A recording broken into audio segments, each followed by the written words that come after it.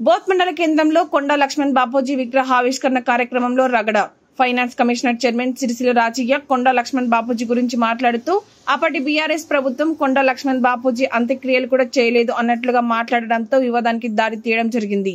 Both MLA Anil Jadhav BRS నాయకులు రాజయ్య ప్రసంగం ఆపమంటూ గొడవకు దిగారు.